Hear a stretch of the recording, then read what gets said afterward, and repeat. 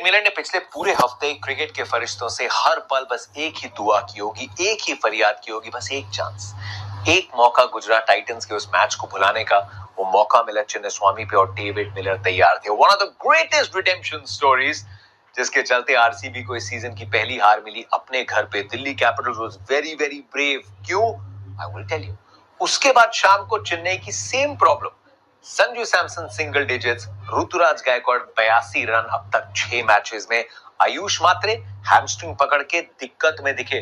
तो सवाल ये था कि चेन्नई सुपर किंग्स इतनी अच्छी स्टार्ट ले लेगी इस 2.5 हफ्ते में कि एमएस धोनी किसकी जगह वापस आएंगे?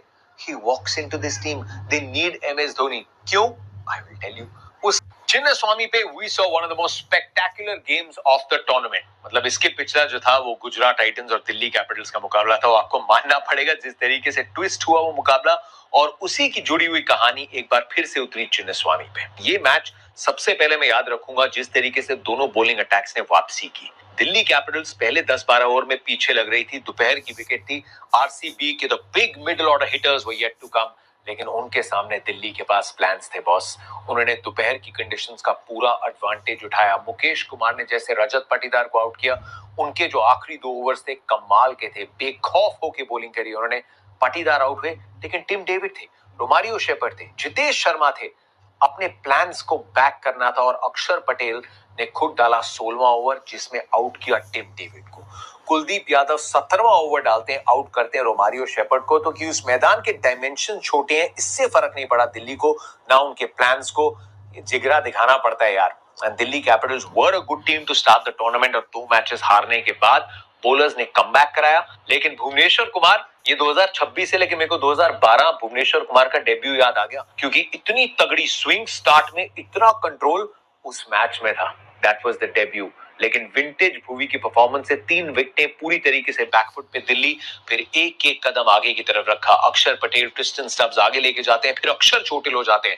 ट्रिस्टन स्टब्स, डेविड मिलर साथ आते हैं, but they don't get a move on.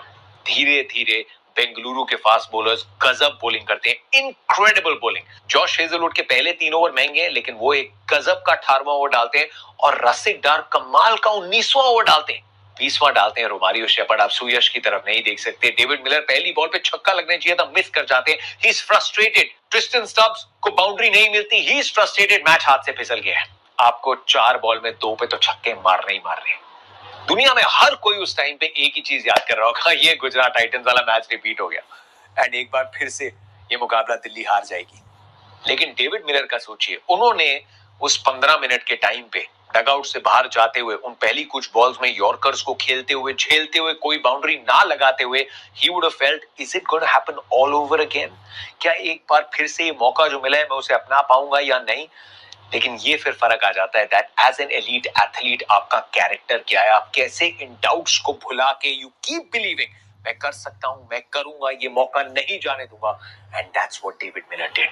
वो 2 आसमानी छक्के और चौका लगा के मैच को खत्म किया, और यही अपनी एबिलिटी को बैक कर रहे थे उस शाम को भी गुजरात टाइटंस के सामने यार।